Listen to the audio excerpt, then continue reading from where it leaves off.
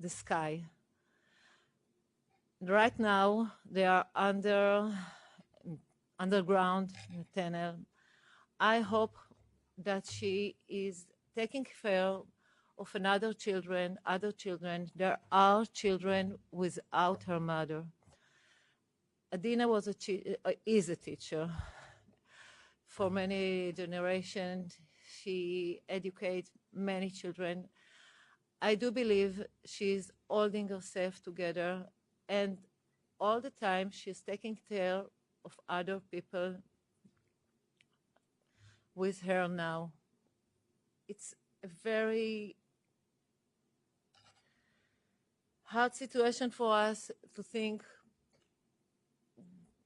were they eating today? Have they sleeping? And we can't hold it. It's over 38 days. And we ask all of you to help us. Please help us bring them home.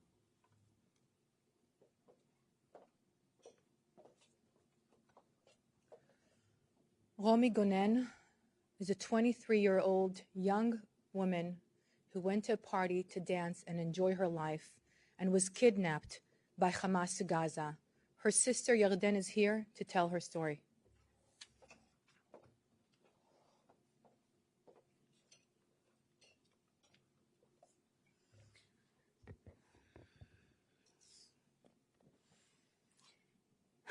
Hi, my name is Yarden Gonen, and my sister, Romy Gonen, was shot on her hand and kidnapped on October 7th. She went to a festival to celebrate love, life. Instead, she saw her best friend murdered in front of her eyes. And after that, she got kidnapped. Since then, for 38 days, Romy and 238 other human beings, men, women, elderly, and children, are held by Hamas and its helpers. We have no information on her, and we don't know her condition since then. My sister has asthma and chronic sinusitis. We can only imagine how she's struggling, gasping for air, wherever she's being held underground. Can you understand the feeling of fighting to breathe? Such a basic need. She also has chronic kidney stones that cause her for countless of hospitalizations and horrible pain. Do you think anyone over there care for her pain? What can she do to help herself with all of that? I'm asking you. Nothing. She's trapped in this situation for 38 days. What can you do to help her? Everything. You have the power and the mandate to change those actions of Hamas, to help release those innocent people that got trapped in the horror movie. It is not a country against country situation. We were not in the middle of a fight or a war. They came to kill, slaughter, burn, rape, destroy. That's why, and from many other reasons, it's a humanitarian and health issue above all. Where are you when we most needed you? This is the exact time to act for these women. We all know what are the possibilities as long as those women are in Hamas' hands. We are talking about raping and sexual molesting as a terror act. Although it's a women's rights press conference, we must act for all of them. We have learned in the hard and painful way that nor gender or nationality matters to those monsters that celebrate death. This situation is an urgent matter. Every minute counts. Finally, I want to speak as a nurse. I believe in life, in the living, in taking care of one another. I want to believe again in humanity. I'm asking for your help with that. Help me believe we could all, as a nation, recover from this. Don't turn your back on our women or on us. We need you to speak their voice as loud as it can be. Act now before it's too late. Their voice could have been your voice. It could have been your sister. My sister doesn't have a price for her freedom. Does your sister have a price? I don't think so. It's on your hands.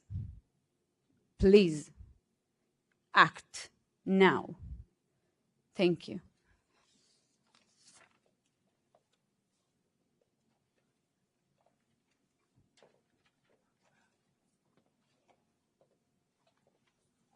We'd like to see a video right now. Can you please share a video? من الكلاب اليهوديين هاي مسكنا واحدة وهنسيبوها أي واحد زلمة بدنا نشوف إيش بدنا نسوي فيه هاينا في الأراضي. You know what? No words, please.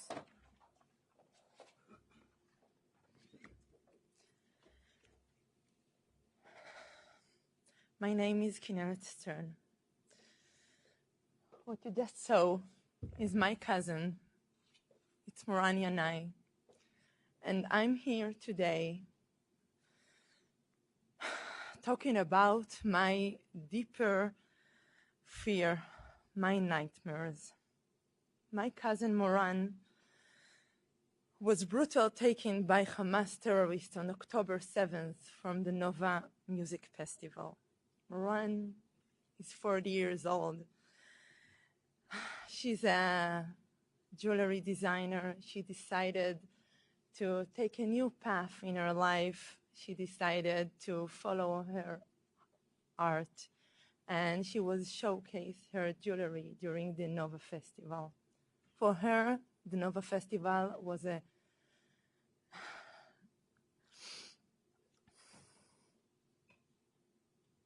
dream and coming true. But this dream became a nightmare for her and for all of us. This video, it implies the nightmare each woman afraid from. But this is not a horror movie. This is reality for 38 days. I'm here calling you, women all over the world, to be united. No matter where you're coming from, we all against brutal rapes and sexual abuse. It is 2023, and women all over the world must be safe and free to choose their own destiny. We did it in the past. You talked about it, Moran, with the Me Too movement. We did great, and we should do it again. We should prevent brutal violence against women and rapes. In each one of us, there's a deep fear to lose the ability to protect yourself, to protect your kids. For them, for us, this is a daily struggle. Chained in the dark cell, surrounded with those evils, those rapers. We should stop it now, all of us. Hamas has to release them immediately. Immediately. This is not a war. This is a crime against humanity, against all women and mothers around the world. I'm calling you women all over the world to speak up. We have the power to make a difference. We have the strength to save the world, to make it a better place for girls and women. United Nations Women's Rights Organization, where are you? Where are you? Where is your voice? Why is it not heard? Israeli women are women. Their rights must be equal to those of every woman in the world. Thank you.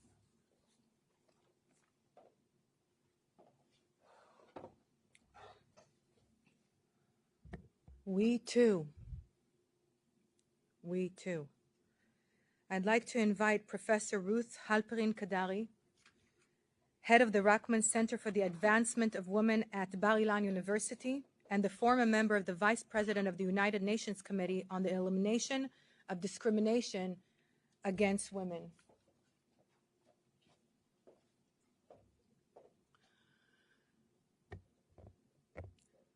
My heart goes to all the hostages and their families. I wish there were no need for us to be here today. Women have very little to say, if at all, in starting wars. But women and children are those who suffer the most from the consequences of war. And the report, which is launched here today, is a very sad reminder of this truth. And yet it was only in 2000 when, for the first time ever, the United Nations Security Council devoted a separate discussion to women and recognized the unique gendered vulnerabilities and sufferings of women as victims of war, paying special emphasis on the use of women's bodies as weapons of war throughout history, and the duty of all those involved in conflicts to provide women with special protection against such acts. Since the adoption of Security Council Resolution 1325 in 2000, the UN adopted a number of resolutions, all forming what's known as the Women, Peace and Security Framework, a great promise. For our purposes here, 1325 and all those other resolutions, they all pay special attention to conflict-related sexual violence, recognizing sexual violence as a weapon and tactic of war, noting that rape and other forms of sexual violence constitute a war crime, a crime against humanity, or even an act with respect to genocide. The 1998 Rome Statute, which established the International Criminal Court, also defines sexual crimes as war crimes and as crimes against humanity. And so, already in the morning of October 9th, a group of us, international law and women's rights professors and experts, reached out to various UN bodies, including the CEDAW Committee, the CRC, the Committee on the Rights of the Child, special mandate holders, and UN Women. We described the unspeakable brutality of the atrocities committed by Hamas, stating the obvious. These are war crimes, crimes against humanity, possibly genocide, that these very international law norms framed. And we stressed the obvious, that the hostages are defined according to international law as victims of enforced disappearances, that all the hostages are being held in contravention of international law and should be released immediately. In relation to women and children who are still being held, it is the clear duty of those very human rights bodies whose mandate is the protection of women and children to demand their immediate and unconditional release. By failing to voice this demand, they undermine their integrity and the trust in the fulfillment of their mandate. However, to our great dismay and disbelief, these human rights bodies overwhelmingly declined to condemn Hamas, ignored all the sexual crimes that were committed on October 7th by Hamas, and rarely, if ever, called for the release of the hostages. Let me be clear. I do not deny for a moment the suffering of innocent women and children in Gaza. I am concerned with the loss of life in Gaza, including the number of women and children who are victims of this armed conflict. However, at the same time, it cannot be denied that the abuse and sexual violence of women and the continued holding of hostages constitute crimes against humanity. By turning a blind eye to the October 7th massacre, to the unprecedented and premeditated extreme cruelty of the sexual violence committed by Hamas, these UN bodies not only fail us, but they undermine the very purpose for which they were established, and in fact undermine the whole international human rights system. Moreover, they are complicit in the campaign of denial launched by Hamas and its allies. They give ammunition to those who dare claim that the October 7th massacre never happened. And the worst, by failing to mention the ongoing war crime of holding hostages, they legitimize disappearance of people and the taking of hostages, not only at present, but possibly encouraging such acts in the future. For the women, children, and babies who are currently held hostage, the refusal of these human rights bodies to take a stand is a betrayal of their prime duty to respect, protect, and promote the human rights of all human beings. The silence of international human rights and women's rights community is deafening. For those of us who believed in the power of international human rights institutions and in solidarity between women, it is a particularly devastating blow. The betrayal is not only to the hostages and to the victims of sexual abuse, but to the very integrity of these institutions and of the international human rights framework at large. We call you to act now, to stand with us.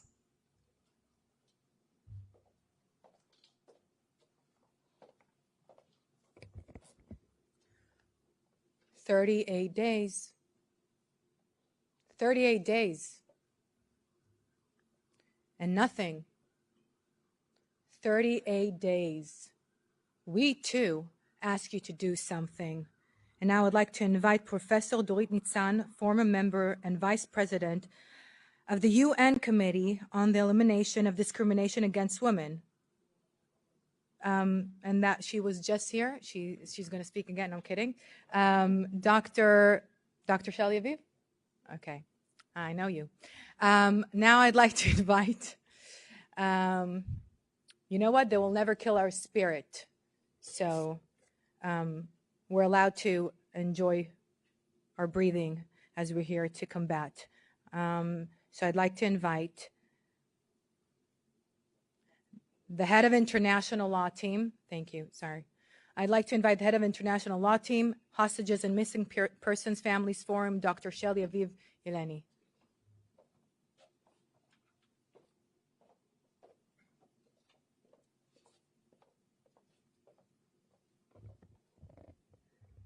Dear families and incredible women here with me. First, my heart goes out to the families who've been forced to deal with this nightmare for the last 38 days. I owe it to them to call upon the international community, to women's rights activists, and to fellow human beings to demand the release of their loved ones, mothers, wives, sisters, young girls, infants, babies, and grandmothers held in captivity by Hamas in Gaza. I want to talk about little Abigail, a 3-year-old orphan whose parents were brutally murdered in front of her eyes. She's held hostage by the murderers of her parents. Can you grasp it? Imagine this was your daughter. Imagine this was your sister, held in captivity while we are here having this talk, scared and alone. Who's comforting her? Who sings her a lullaby? Who hugs and holds her? Once again, this orphaned 3-year-old girl is being held in captivity by the murderers of her parents. Help us bring her back home to her remaining family so she can begin the process of healing. She needs to be comforted. She needs to be loved. She's been through enough. The toll armed conflict takes on women is profound. In the midst of war, women are often the silent casualties, enduring physical and emotional traumas. Accordingly, international humanitarian law demands that women shall be the object of special respect in hostilities. While the Israeli-Palestinian conflict has always been a source of concern for women's rights, the recent taking of 90 women in captivity is a horrifying new law that the international community cannot accept. As part of the October 7th massacre, women have been subjected to rape, torture, and mutilation as means of warfare. The cruelty is beyond words, and the evidence is heartbreaking. Hamas actions targeting and attacking women constitute a war crime that cannot be tolerated. The enforced disappearance of 90 women and girls is a crime against humanity, and the world must decisively demand their immediate release. The Hostages and Missing Persons Family Forum has consistently and assertively engaged with the international community, with women's rights organizations demanding proactive action to ensure the release of all women held in Gaza by Hamas. Though we haven't received the responses we hoped for, to be honest, we do believe that the truth will eventually triumph over prepositions politics. Women's lives must be cherished. All women, Jewish women included. No woman should be held hostage by terrorists. Research and past experience raise fears that women in captivity subjected to rape and sexual violence may not be released to prevent them from sharing their stories. We are here to say that the only thing graver than atrocities already committed would be to harm these women to cover up evidence. All 90 women and girls must be returned. All of them. Now. We call upon the international community, and women especially, to take a clear and unwavering stance and to act decisively to release women held in captivity by Hamas. In face of tremendous adversity, female solidarity must become a lifeline. Even in the darkest corners of conflict, the flame of solidarity can provide a glimmer of hope and a promise of a better, more peaceful future. In securing prosperity and hope for this region, we must ensure that women and children are not treated as targets, not used as instruments of warfare. Your help is crucial. The captives and their families are relying on you. Abigail is relying on you. You need to act now. Please join us in demanding the immediate and unconditional release of these women and girls. Their freedom is not just a plea for justice, it's a call for a brighter, more compassionate future for us all. We urge you to intervene. And a few words in Hebrew, if I may. אנחנו איתכן וחושבות עליכן, תהיו חזקות, תחזיקו מעמד. אם אתם שם ליד ילדה קטנה שלא נמצאת עם ההורים שלה, תחבקו אותה ותנו לה אהבה. אנחנו לא נשקוט עד שלא תחזורנה כולכן.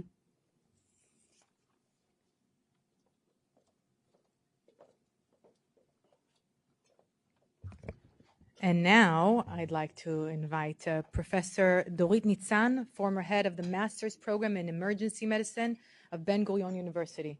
Thank you. Thank you very much. I'll just introduce myself. I'm Dorit Nitzan, and I was the Regional Emergency Director for WHO in the European region before I came back to Israel.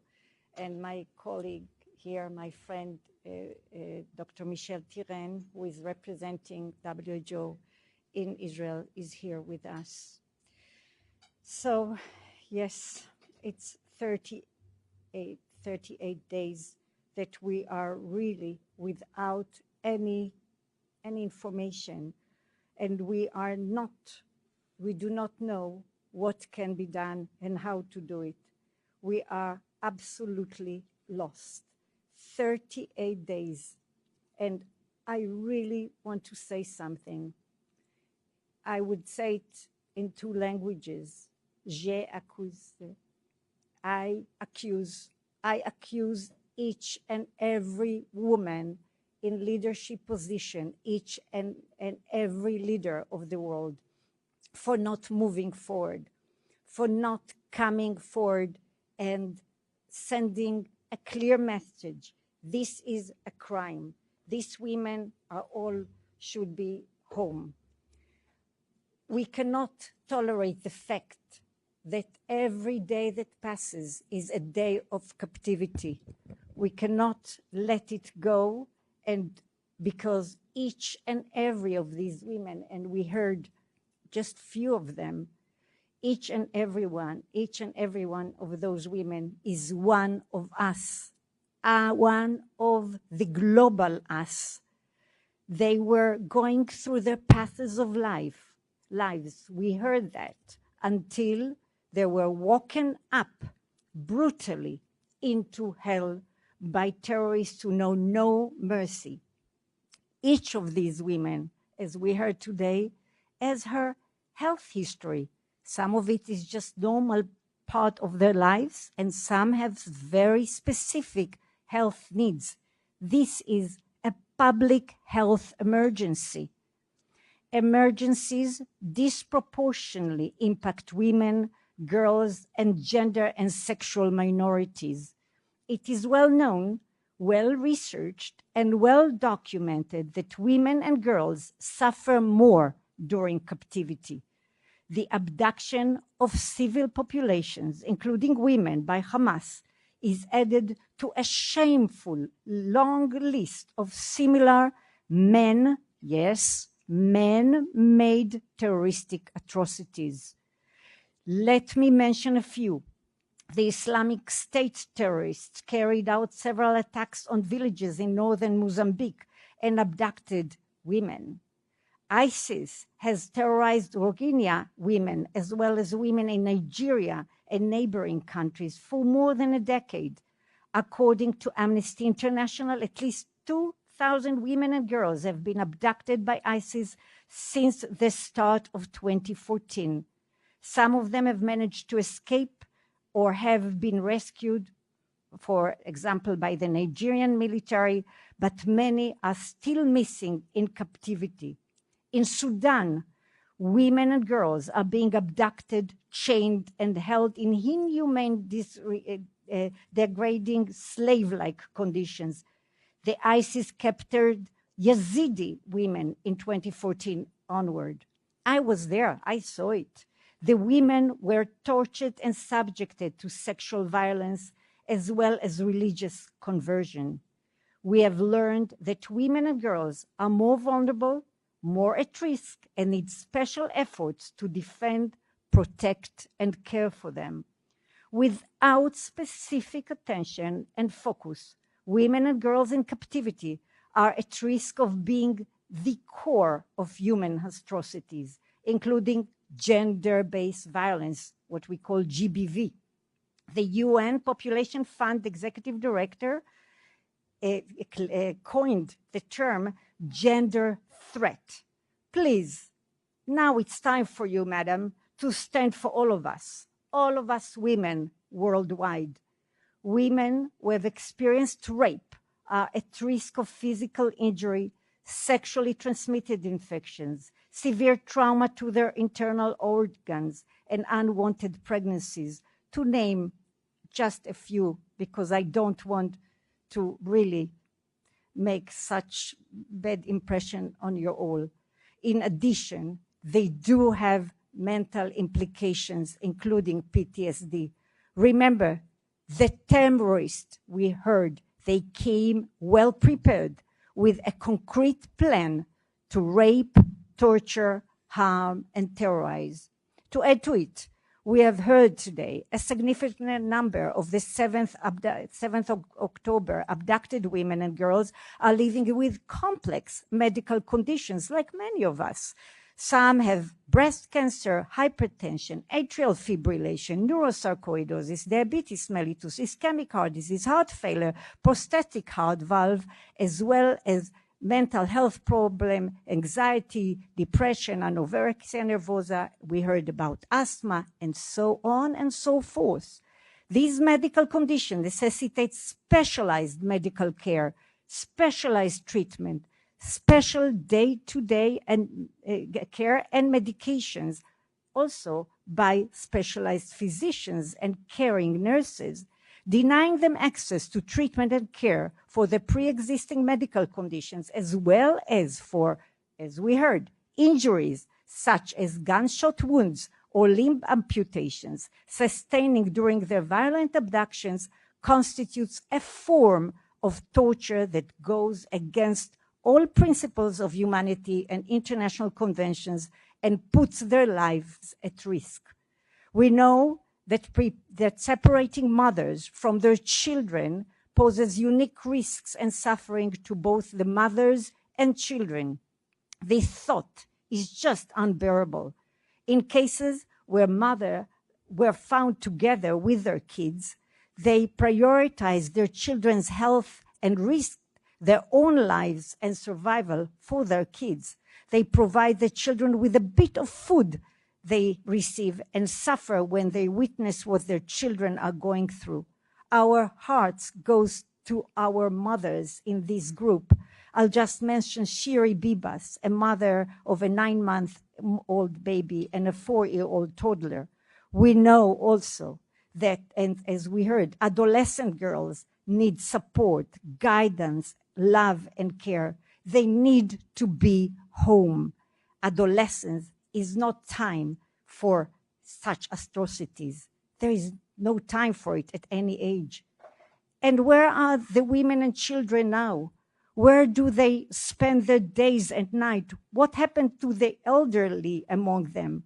From past experience of women in captivity, we learned that they do not have access to clean and safe water, sanitation, and hygiene. It results in spread of infectious diseases, complications, and immense suffering. There are problems with underweight, with vitamin deficiencies. But what I want to say is that we are a special country here. We are special because we have the families and we have the community. And we have learned from the past experiences that many of them, of these women, when received well and cared well, show strength. They are okay. Israel, all of us, are waiting to hug and care for them as soon as they return. The health system and health professionals, and we have here Professor Hagai Levin, who is working very hard, are standing ready. They are loved and will be looked after and cared for by the health system here, but not only, by their families and the whole society. Gender, mental, social, physical, and cultural dimensions are already included in their recovery program. We are grateful to the amazing leaders among the women in the world that we know that are already working so hard. We are sending a real message. The homes are waiting for them. We are ready to receive them. Just let our people go. We too ask you to protect, defend, and free our women, children, and all. We too are together. Thank you. To all of the families, I was lucky enough to meet some of you the other day, and I'm so horrified at the experiences that your family members had to go through and are still going through today. And I join you in calling on the international community to end this humanitarian disaster, multinational humanitarian disaster, and to protect women, children, the elderly, all the people, innocent people who are suffering right now. And I am with you. I cry with you. I hold you in my thoughts. And I join you in this cry to bring them back now.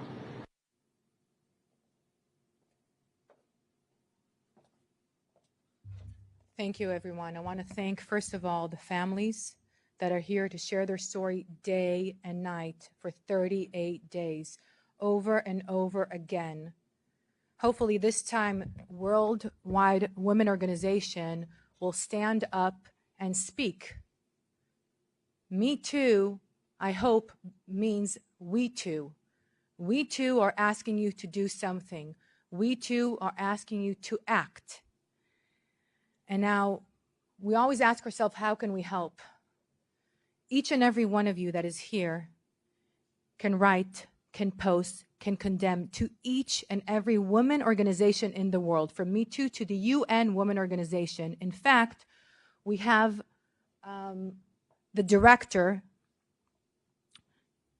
of the UN Women Organization, Sima Bahaus, that is a leading woman that can definitely hear us and take a stand to release all women and children from captivity right now. It is our human rights. All of us, all of our women belong to we too. I want to also thank the media that is here, that are sharing our story to the world. We thank you, and we hope you will report when we celebrate their safe return of all women and children back where they belong, home. Thank you.